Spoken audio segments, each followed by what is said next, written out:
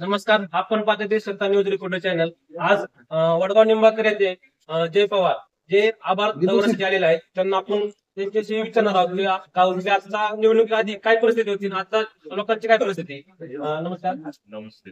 आज तुम्ही आभार दौऱ्यासाठी आलेला आहे, तर वडगावकरांचं काय तुम्हाला आताची परिस्थिती काय आणि मागची परिस्थिती काय होतं?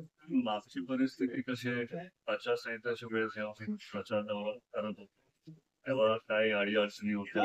त्या काळात आपण पूर्ण नव्हतो करू शकत, पण आता ते परत सगळ्याच गावकऱ्यांनी सगळ्याच ग्रामस्थांनी मला सांगितले, ते आम्ही घेऊन घेतले. ते लवकरात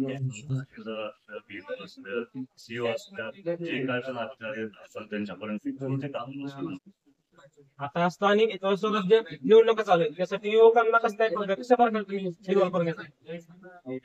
या विधानसभेच्या निवडणुकीत सर्वांना असू द्या ज्येष्ठ दररोज बारामती करत कष्ट घेतले. आणि त्यातल्या त्यात मला वाटतं की नवीन युवकांना संधी मिळायला पाहिजे. निवडणुकीत मग पंचायत समिती सर्वच निवडणूक आता जवळ येतात.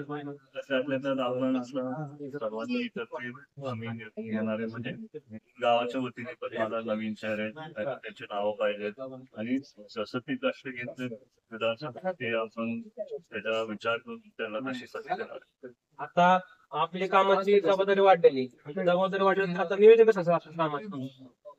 आता मी राष्ट्रवादी भवन मध्ये 4 नवीन पत्रिका ठेवणार आहेत. एक माणूस नाही तर आपले जे सहकारी आहेत ते सगळ्या हॉस्पिटलची कामं करणार, दुसरे सगळे ऍडमिशनचे काम करणार, तिसरे वाले शेतकऱ्यांचे आणि रोजगारचे काम, चौथे ओव्हरऑल सगळं बाकीचं असेल.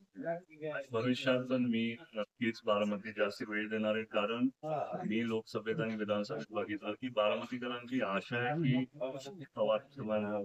युवक इथं पाहिजे, कारण कसं दादांचा व्याप आता पूर्ण महाराष्ट्रभर असणार आहे आणि लवकरात काम करण्यासाठी ही पण नक्कीच इथं सर्वांना जुने जे तुमचे कार्यकर्ते आहेत, आता नवीन कार्यकर्ते यामध्ये कसं संपर्क साधता येईल तुम्हाला युवकांना स्थानिक स्वराज्य निवडणुकांमध्ये संधी मिळेल?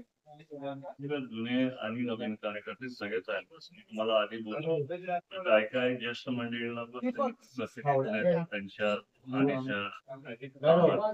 त्यांना मिळाली त्यांना मिळणार आणि युवकांना पण ज्यांनी कष्ट घेतले त्यांना पण मिळणार आहे. आता हे आम्ही पक्षातले जवळ एक लवकर नाहीतर काय मीटिंग घेतात तसं आम्ही पुढचे वाटचाल आणि जे काय असेल